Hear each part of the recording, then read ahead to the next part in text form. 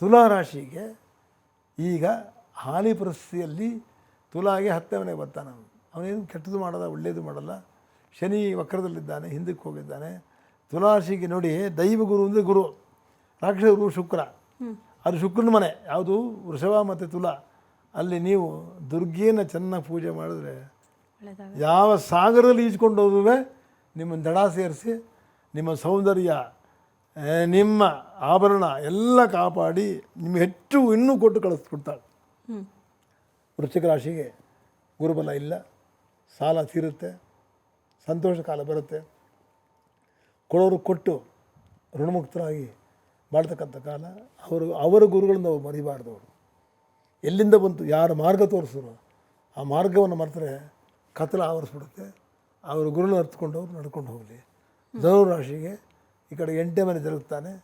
ಆದರೆ ಸ್ವಂತ ಅವರು ಧನುರಾಶಿ ಗುರುಮನೆಯೇ, ಮೀನಾ ಮತ್ತು ಧನುಸ್ಸು ಅವಾಗ ಗುರುಮನೆಯೇ, ಅಲ್ಲೇ ಹುಟ್ಟಿರೋದ್ರಿಂದ ಈಗ ನಿಮ್ಮಲ್ಲಿ ನಿಮ್ಗೆ ಯಾರು ತೊಂದರೆ ಮಾಡ್ತಾರೆ ಹಾಗೆ ಆ ಗುರು ಏನು ತೊಂದರೆ ಮಾಡೋದಿಲ್ಲ. ಆದರೆ ಪ್ರಾರ್ಥನೆ ಬರು ಖಂಡಿತವಾಗ್ರೆ ದತ್ತಾತ್ರೇಯ ದಕ್ಷಿಣಾಮೂರ್ತಿ ದತ್ತಾತ್ರೇಯನ ಬೆಳಗ್ಗೆ ರಾತ್ರಿ 2 ಹೊತ್ತು ಪ್ರಾರ್ಥನೆ ಮಾಡಿ ಒಳ್ಳೆಯದಾಗುತ್ತೆ. ಮಕರಕ್ಕೆ 7ನೇ ಮನೆಗೆ ಬಂದುಬಿಡ್ತಾನೆ. ಆ ಕಡೆಯಿಂದ ಈ ತನಕ ಶನಿಕಾಟ ಏನಿತ್ತು, 6ನೇ ಮನೆ ಗುರು ಏನಿತ್ತು, ಆ ತೊಂದರೆ ಗಿಂದರೆ ಎಲ್ಲ ಅಶಾಂತಿ, ಮನೆ ಗಲಾಟೆ ಎಲ್ಲ ಕಳ್ಕೊಂಡು ಸುಖವಾಗಿರ್ತಕ್ಕಂಥ ಕಾಲ 7ನೇ ಮನೆಗೆ ಬರ್ತಾನೆ. ಕುಂಭರಾಶಿಗೆ ಅವನು 1, 2, 3, 4, 5ಕ್ಕೆ 6ಕ್ಕೆ ಬಂದುಬಿಡ್ತಾನೆ. ಅಲ್ಲಿ ಗುರುಬಲ ಇರೋದಿಲ್ಲ, ಅಲ್ಲಿ ಶನಿಕಾಟ ಬೇರೆ ಇದೆ. ಎಚ್ಚರಿಕೆಯಿಂದ ಸಾಗಬೇಕು. ದಶರಥ ವಿರಚಿತ ಶನಿ ಸ್ತೋತ್ರ ಇದೆ, ಅದನ್ನು ಹೇಳಿದ್ರೆ ಗುರುವೇ ಕರುಣೆ ಮಾಡಿ ಅವ್ರಿಗೇನು ಬೇಕೋ ಕೊಡ್ತಾನೆ. ಮೀನ ರಾಶಿಗೆ ಪಂಚಮ ಗುರು ಬರ್ತಾನೆ. 6 ಕೂಡ ಶನಿಯ ಕಡೇ ಸಂಚಾರದಲ್ಲಿದ್ದಾರೆ.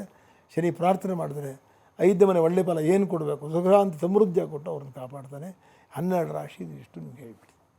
ಸರಿ ಗುರುಜಿ. ಮೇಷರಾಶಿಯಲ್ಲಿ ಮೇಷರಾಶಿಯವರಿಗೆ ಮೇಷ, ವೃಷಭ, ಮಿಥುನ, ಕಟಕ 3ನೇ ಮನೆ ಲಾಭದಲ್ಲಿದ್ದ ಮಿಥುನದಲ್ಲಿ 4ನೇ ಮನೆ ಜಾಗಿರ್ತಾನೆ. 4ನೇ ಮನೆಗೆ ಹೋಗ್ತಾನೆ. ಮನಸ್ಸು ಸ್ಥಿಮಿತದಲ್ಲಿ ಇಟ್ಕೊಂಡು ಮನೋ ಆನಂದವನ್ನು ನಾವೇ ಪಟ್ಕೋಬೇಕು. ಕೊಟ್ಟಿದ್ದನ್ನೇ ತೃಪ್ತಿ ಪಟ್ಟುಕೊಂಡು ಹೋಗತಕ್ಕಂಥ ಕಾಲ. ಎಚ್ಚರಿಕೆಯಿಂದ ಹೆಜ್ಜೆ ಹಾಕಬೇಕು. ಶನಿಕಾಟ ಆರಂಭ ಆಗಿದೆ. ಶನಿ ಪ್ರಾರ್ಥನೆ ಇರಬೇಕು. ಆರೋಗ್ಯದ ಮೇಲೆ ಗಮನ ಇರಬೇಕು. ವೃಷಭ ರಾಶಿಗೆ 2ನೇ ಮನೆ ಗುರು 3ನೇ ಮನೆ ಹೋಗಿದ್ದಾನೆ. 2ನೇ ಕುಟುಂಬ ಸ್ಥಾನ, ಅಲ್ಲೂ ಒಳ್ಳೇದು ಮಾಡಿದ್ದಾನೆ. 3ನೇ ಮನೆಯಲ್ಲೂ ಕೂಡ ದೊಡ್ಡ ಲಾಭ ಗಿಭಗಳನ್ನು ತರ್ತಾನೆ. ಲಾಭವನ್ನು ಒಬ್ಬರೇ ತಿನ್ನಬಾರ್ದು, ಧರ್ಮ ಅಲ್ಲ ಅದು. ಕೊಟ್ಟು ತಿನ್ನು ಅಂತ ಹೇಳ್ತಾನೆ. ಆದ್ದರಿಂದ ಅವ್ರಿಗೆ ಕೊಡೋ ಬುದ್ಧಿಯೂ ಇರಬೇಕು, ತಗೊಳ್ಳೋ ಬುದ್ಧಿಯೂ ಇರಬೇಕು. ಒಳ್ಳೆ ಕಾಲ, ಚೆನ್ನಾಗಿ ಅನುಭವಿಸ್ಲಿ, ಎಲ್ಲರಿಗೂ ಒಳ್ಳೇದು ಮಾಡಲಿ, ಅವರು ದೇಶಕ್ಕೆ ಒಳ್ಳೇದು ಪ್ರಾರ್ಥನೆ ಮಾಡಲಿ. ಕಟಕ ರಾಶಿಗೆ ಮಿಥುನ ರಾಶಿಗೆ ಅವನು 2ನೇ ಮನೆಗೆ ಹೋಗ್ತಾನೆ. ಕುಟುಂಬ ಸ್ಥಾನ 2ನೇ ಮನೆ, 2ನೇ ಅತ್ಯಂತ ಶುಭವಾಗಿದೆ. ಈ ತನಕ ಏನು ಕಷ್ಟ ಬಂದಿದ್ದವ್ರಿಗೆ ಕಷ್ಟ ಎಲ್ಲ ಮೂಟೆ ಕಟ್ಟು ಬಿಸಾಕಿ ಇನ್ನು ಸುಖ ನೋಡ್ಬೋದು ಮಿಥುನ ರಾಶಿಯವರು. ಕರ್ಕಾಟಕ ರಾಶಿಗೆ ಅವನು ಚಂದ್ರನ ಮನೆಯದು, ಅದು ನೀರಿನ ಮನೆಯದು. ಯಾವುದು ಶೀತ ರೋಗವನ್ನು ತಾವು ತಿನ್ಕೋಬಾರ್ದು. ಅಡುಗೆ ಮನೆ 24 ಗಂಟೆ ಕೈ ತೊಳ್ಕೊಂಡು ತಣ್ಣೀರಲ್ಲಿ ಆಟ ಆಡಿ ಚಳಿಗಾಲ ಬೇರೆ ಏನೋ ಮೂಗೆಲ್ಲ ಸೋರಿಸ್ಕೊಂಡು ಆ ಶೀತ ಗಾಳಿ ಕೂಡ ಬೀಸಬಾರ್ದು. ಹಾಗೆ ಶ್ವಾಸಕೋಶ ಲಂಗ್ಸ್ ಚೆನ್ನಾಗಿ ಕಾಪಾಡ್ಕೋಬೇಕು. ಯಾಕಂದರೆ ಆತ್ಮಕಾರಕನು ಅಲ್ಲೇ ಕೂತ್ಕೊಂಡಿದ್ದಾನೆ. ನೀವು ಹುಷಾರಾಗಿದ್ದರೆ ಏನು ಬರೋಲ್ಲ.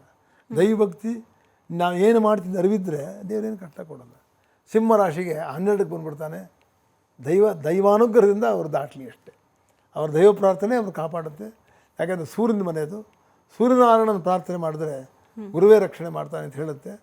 ಅದು ಸಿಂಹರಾಶಿ ಫಲ. ಅದು ಕನ್ಯಾ ರಾಶಿಗೆ ತರುವೆ ನೋಡಿ, ಅಲ್ಲಿ ಕನ್ಯಾ ರಾಶಿ ಇಲ್ಲಿ ಆಗಲೇ ಕಟಕಕ್ಕೆ ಬರ್ತಾನೆ. 11ನೇ ಮನೆಗೆ ಬಂದುಬಿಡ್ತಾನೆ. ಅವನು 11ನೇ ಮನೆಗೆ ಬರ್ತಾನೆ. ಏನೇನು ಮಾಡಿದ್ದು ಎಲ್ಲ ತಪ್ಪು ಕ್ಷಮಿಸ್ಬಿಟ್ಟಿದ್ದಾನೆ. ಈ ಸುಳ್ಳು ಹೇಳಿರ್ಬೋದು, ಮೋಸ ಮಾಡಿರ್ಬೋದು, ದ್ವೇಷ ಮಾಡಿರ್ಬೋದು, ಎಲ್ಲವನ್ನು ಈಗ ಅವಾಗ 6ನೇ ಮನೆ 8ನೇ ಮನೆ ಇತ್ತು. ಅವರಲ್ಲಿ 6, 8 ಅಲ್ಲ ಇತ್ತು. ಗುರು ಶನಿ ಚೆನ್ನಾಗಿರಲಿಲ್ಲ, ಅಲ್ಲೇನೋ ಆಗಿದ್ದಾವೆ. ಈಗ ಮಾತ್ರ ನೋಡಿ, ಕನ್ಯಾ, ತುಲಾ, ವೃಶ್ಚಿಕ, ಧನಸ್ಸು, ಮಕರ, ಕುಂಭ, ಮೀನ, ಮೇಷ, ವೃಷಭ, ಮಿಥುನ, ಕಟಕ 11ನೇ ಮನೆ ಬರ್ತಾನೆ. ಅವರ ಜೀವನ ಮಟ್ಟನ ಉತ್ತಮ ಮಾಡಿಕೊಂಡು ಎಲ್ಲ ಸರಿ ಮಾಡಿಕೊಂಡು ಎಲ್ಲ ಸುಖ ಸಂತೋಷ ಕಾಲ ತಗೊಂಡು ಚೆನ್ನಾಗಿರಲಿ, ಉಪಕಾರಿಗಳಾಗಿ ಬದುಕಲಿ ಅಷ್ಟೇ ಅವರು. ತುಲಾ ರಾಶಿಗೆ ಈಗ ಹಾಲಿ ಪರಿಸ್ಥಿತಿಯಲ್ಲಿ ತುಲಾಗೆ 10ನೇ ಮನೆಗೆ ಬರ್ತಾನೆ.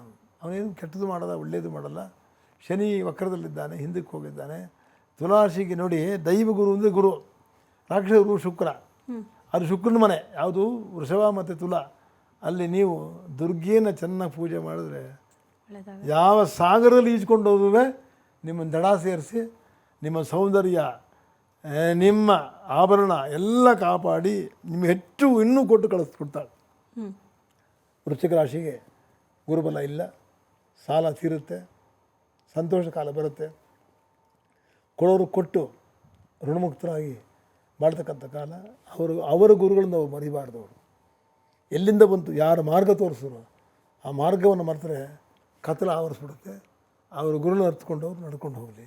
ಧನುರಾಶಿಗೆ ಈ ಕಡೆ 8ನೇ ಮನೆ ಜರುಗುತ್ತಾನೆ. ಆದರೆ ಸ್ವಂತ ಅವರು ಧನುರಾಶಿ ಗುರುಮನೆಯೇ, ಮೀನಾ ಮತ್ತು ಧನುಸ್ಸು ಅವಾಗ ಗುರುಮನೆಯೇ, ಅಲ್ಲೇ ಹುಟ್ಟಿರೋದ್ರಿಂದ ಈಗ ನಿಮ್ಮಲ್ಲಿ ನಿಮ್ಗೆ ಯಾರು ತೊಂದರೆ ಮಾಡ್ತಾರೆಯಾ? ಹಾಗೆ ಆ ಗುರು ಏನು ತೊಂದರೆ ಮಾಡೋದಿಲ್ಲ. ಆದರೆ ಪ್ರಾರ್ಥನೆ ಬರು ಖಂಡಿತವಾಗ್ರೆ ದತ್ತಾತ್ರೇಯ ದಕ್ಷಿಣಾಮೂರ್ತಿ ದತ್ತಾತ್ರೇಯನ ಬೆಳಗ್ಗೆ ರಾತ್ರಿ 2 ಹೊತ್ತು ಪ್ರಾರ್ಥನೆ ಮಾಡಿ ಒಳ್ಳೆಯದಾಗುತ್ತೆ. ಮಕರಕ್ಕೆ 7ನೇ ಮನೆಗೆ ಬಂದುಬಿಡ್ತಾನೆ. ಆ ಕಡೆಯಿಂದ ಈ ತನಕ ಶನಿಕಾಟ ಏನಿತ್ತು, 6ನೇ ಮನೆ ಗುರು ಏನಿತ್ತು, ಆ ತೊಂದರೆ ಗಿಂದರೆ ಎಲ್ಲ ಅಶಾಂತಿ, ಮನೆ ಗಲಾಟೆ ಎಲ್ಲ ಕಳ್ಕೊಂಡು ಸುಖವಾಗಿರ್ತಕ್ಕಂಥ ಕಾಲ 7ನೇ ಮನೆಗೆ ಬರ್ತಾನೆ. ಕುಂಭರಾಶಿಗೆ ಅವನು 1, 2, 3, 4, 5ಕ್ಕೆ 6ಕ್ಕೆ ಬಂದುಬಿಡ್ತಾನೆ. ಅಲ್ಲಿ ಗುರುಬಲ ಇರೋದಿಲ್ಲ. ಅಲ್ಲಿ ಶನಿಕಾಟ ಬೇರೆ ಇದೆ. ಎಚ್ಚರಿಕೆಯಿಂದ ಸಾಗಬೇಕು. ದಶರಥ ವಿರಚಿತ ಶನಿ ಸ್ತೋತ್ರ ಇದೆ, ಅದನ್ನು ಹೇಳಿದ್ರೆ ಗುರುವೇ ಕರುಣೆ ಮಾಡಿ ಅವ್ರಿಗೇನು ಬೇಕೋ ಕೊಡ್ತಾನೆ. ಮೀನ ರಾಶಿಗೆ ಪಂಚಮ ಗುರು ಬರ್ತಾನೆ. 6 ಕೂಡ ಶನಿಯ ಕಡೇ ಸಂಚಾರದಲ್ಲಿದ್ದಾರೆ. ಶನಿ ಪ್ರಾರ್ಥನೆ ಮಾಡಿದ್ರೆ 5ನೇ ಮನೆ ಒಳ್ಳೆ ಫಲ ಏನು ಕೊಡಬೇಕು, ಸುಖಾಂತ ಸಮೃದ್ಧಿ ಕೊಟ್ಟು ಅವ್ರನ್ನ ಕಾಪಾಡ್ತಾನೆ. 12 ರಾಶಿ ಇಷ್ಟು ನಿಮ್ಗೆ ಹೇಳ್ಬಿಡಿ. ಸರಿ ಗುರೂಜಿ. ಸಿಂಹ ರಾಶಿಗೆ 12ಕ್ಕೆ ಬಂದುಬಿಡ್ತಾನೆ. ದೈವಾನುಗ್ರಹದಿಂದ ಅವರು ದಾಟಲಿ ಅಷ್ಟೇ. ಅವ್ರ ದೈವ ಪ್ರಾರ್ಥನೆ ಅವ್ರು ಕಾಪಾಡುತ್ತೆ. ಯಾಕೆಂದರೆ ಸೂರ್ಯನ ಮನೆಯದು. ಸೂರ್ಯನಾರಾಯಣನ ಪ್ರಾರ್ಥನೆ ಮಾಡಿದ್ರೆ ಗುರುವೇ ರಕ್ಷಣೆ ಮಾಡ್ತಾನೆ ಅಂತ ಹೇಳುತ್ತೆ. ಅದು ಸಿಂಹರಾಶಿ ಫಲ. ಅದು ಕನ್ಯಾ ರಾಶಿಗೆ ಎತ್ತರುವೆ ನೋಡಿ, ಅಲ್ಲಿ ಕನ್ಯಾ ರಾಶಿ ಇಲ್ಲಿ ಆಗಲೇ ಕಟಕಕ್ಕೆ ಬರ್ತಾನೆ. 11ನೇ ಮನೆಗೆ ಬಂದುಬಿಡ್ತಾನೆ. ಅವನು 11ನೇ ಮನೆಗೆ ಬರ್ತಾನೆ. ಏನೇನು ಮಾಡಿದ್ದು ಎಲ್ಲ ತಪ್ಪು ಕ್ಷಮಿಸ್ಬಿಟ್ಟಿದ್ದಾನೆ. ಈ ಸುಳ್ಳು ಹೇಳಿರ್ಬೋದು, ಮೋಸ ಮಾಡಿರ್ಬೋದು, ದ್ವೇಷ ಮಾಡಿರ್ಬೋದು, ಎಲ್ಲವನ್ನು ಈಗ ಅವಾಗ 6ನೇ ಮನೆ 8ನೇ ಮನೆ ಇತ್ತು. ಅವರಲ್ಲಿ 6, 8 ಅಲ್ಲ ಇತ್ತು. ಗುರು ಶನಿ ಚೆನ್ನಾಗಿರಲಿಲ್ಲ, ಅಲ್ಲೇನೋ ಆಗಿದ್ದಾವೆ. ಈಗ ಮಾತ್ರ ನೋಡಿ, ಕನ್ಯಾ, ತುಲಾ, ವೃಶ್ಚಿಕ, ಧನಸ್ಸು, ಮಕರ, ಕುಂಭ, ಮೀನ, ಮೇಷ, ವೃಷಭ, ಮಿಥುನ, ಕಟಕ 11ನೇ ಮನೆ ಬರ್ತಾನೆ. ಅವರ ಜೀವನ ಮಟ್ಟನ ಉತ್ತಮ ಮಾಡಿಕೊಂಡು ಎಲ್ಲ ಸರಿ ಮಾಡಿಕೊಂಡು ಎಲ್ಲ ಸುಖ ಸಂತೋಷ ಕಾಲ ತಗೊಂಡು ಚೆನ್ನಾಗಿರಲಿ, ಉಪಕಾರಿಗಳಾಗಿ ಬದುಕಲಿ ಅಷ್ಟೇ ಅವರು. ತುಲಾ ರಾಶಿಗೆ ಈಗ ಹಾಲಿ ಪರಿಸ್ಥಿತಿಯಲ್ಲಿ ತುಲಾಗೆ 10ನೇ ಮನೆಗೆ ಬರ್ತಾನೆ. ಅವನೇನು ಕೆಟ್ಟದ್ದು ಮಾಡಲ್ಲ, ಒಳ್ಳೆಯದು ಮಾಡಲ್ಲ. ಶನಿ ವಕ್ರದಲ್ಲಿದ್ದಾನೆ, ಹಿಂದಕ್ಕೆ ಹೋಗಿದ್ದಾನೆ. ತುಲಾರಾಶಿಗೆ ನೋಡಿ, ದೈವ ಗುರು ಅಂದರೆ ಗುರು, ರಾಕ್ಷಸ ಗುರು ಶುಕ್ರ. ಅದು ಶುಕ್ರನ ಮನೆ ಯಾವುದು, ವೃಷಭ ಮತ್ತು ತುಲಾ. ಅಲ್ಲಿ ನೀವು ದುರ್ಗೆಯನ್ನು ಚೆನ್ನಾಗಿ ಪೂಜೆ ಮಾಡಿದ್ರೆ ಯಾವ ಸಾಗರದಲ್ಲಿ ಈಜ್ಕೊಂಡು ಹೋದುವೆ ನಿಮ್ಮನ್ನು ದಡ ಸೇರಿಸಿ ನಿಮ್ಮ ಸೌಂದರ್ಯ, ನಿಮ್ಮ ಆಭರಣ ಎಲ್ಲ ಕಾಪಾಡಿ ನಿಮಗೆ ಹೆಚ್ಚು ಇನ್ನೂ ಕೊಟ್ಟು ಕಳಿಸ್ಬಿಡ್ತಾಳೆ. ವೃಶ್ಚಿಕ ರಾಶಿಗೆ ಗುರುಬಲ ಇಲ್ಲ, ಸಾಲ ತೀರುತ್ತೆ, ಸಂತೋಷ ಕಾಲ ಬರುತ್ತೆ, ಕೊಡೋರು ಕೊಟ್ಟು ಋಣಮುಕ್ತರಾಗಿ ಮಾಡ್ತಕ್ಕಂಥ ಕಾಲ. ಅವರ ಗುರುಗಳನ್ನು ನಾವು ಮರಿಬಾರ್ದು. ಅವರು ಎಲ್ಲಿಂದ ಬಂತು, ಯಾರು ಮಾರ್ಗ ತೋರಿಸಿದ್ರು ಆ ಮಾರ್ಗವನ್ನು ಮರೆತರೆ ಕತ್ತಲ ಆವರಿಸ್ಬಿಡುತ್ತೆ. ಅವರು ಗುರುನ ಅರ್ಥಕೊಂಡು ಅವ್ರು ನಡ್ಕೊಂಡು ಹೋಗಲಿ. ಧನುರಾಶಿಗೆ ಈ ಕಡೆ 8ನೇ ಮನೆ ಜರುಗುತ್ತಾನೆ. ಆದರೆ ಸ್ವಂತ ಅವರು ಧನುರಾಶಿ ಗುರುಮನೆಯೇ, ಮೀನಾ ಮತ್ತು ಧನುಸ್ಸು ಅವಾಗ ಗುರುಮನೆಯೇ, ಅಲ್ಲೇ ಹುಟ್ಟಿರೋದ್ರಿಂದ ಈಗ ನಿಮ್ಮಲ್ಲಿ ನಿಮ್ಗೆ ಯಾರು ತೊಂದರೆ ಮಾಡ್ತಾರೆಯಾ? ಹಾಗೆ ಆ ಗುರು ಏನು ತೊಂದರೆ ಮಾಡೋದಿಲ್ಲ. ಆದರೆ ಪ್ರಾರ್ಥನೆ ಬರು ಖಂಡಿತವಾಗ್ರೆ ದತ್ತಾತ್ರೇಯ ದಕ್ಷಿಣಾಮೂರ್ತಿ ದತ್ತಾತ್ರೇಯನ ಬೆಳಗ್ಗೆ ರಾತ್ರಿ 2 ಹೊತ್ತು ಪ್ರಾರ್ಥನೆ ಮಾಡಿ ಒಳ್ಳೆಯದಾಗುತ್ತೆ. ಮಕರಕ್ಕೆ 7ನೇ ಮನೆಗೆ ಬಂದುಬಿಡ್ತಾನೆ. ಆ ಕಡೆಯಿಂದ ಈ ತನಕ ಶನಿಕಾಟ ಏನಿತ್ತು, 6ನೇ ಮನೆ ಗುರು ಏನಿತ್ತು, ಆ ತೊಂದರೆ ಗಿಂದರೆ ಎಲ್ಲ ಅಶಾಂತಿ, ಮನೆ ಗಲಾಟೆ ಎಲ್ಲ ಕಳ್ಕೊಂಡು ಸುಖವಾಗಿರ್ತಕ್ಕಂಥ ಕಾಲ 7ನೇ ಮನೆಗೆ ಬರ್ತಾನೆ. ಕುಂಭರಾಶಿಗೆ ಅವನು 1, 2, 3, 4, 5ಕ್ಕೆ 6ಕ್ಕೆ ಬಂದುಬಿಡ್ತಾನೆ. ಅಲ್ಲಿ ಗುರುಬಲ ಇರೋದಿಲ್ಲ. ಅಲ್ಲಿ ಶನಿಕಾಟ ಬೇರೆ ಇದೆ. ಎಚ್ಚರಿಕೆಯಿಂದ ಸಾಗಬೇಕು. ದಶರಥ ವಿರಚಿತ ಶನಿ ಸ್ತೋತ್ರ ಇದೆ, ಅದನ್ನು ಹೇಳಿದ್ರೆ ಗುರುವೇ ಕರುಣೆ ಮಾಡಿ ಅವ್ರಿಗೇನು ಬೇಕೋ ಕೊಡ್ತಾನೆ. ಮೀನ ರಾಶಿಗೆ ಪಂಚಮ ಗುರು ಬರ್ತಾನೆ. 6 ಕೂಡ ಶನಿಯ ಕಡೇ ಸಂಚಾರದಲ್ಲಿದ್ದಾರೆ.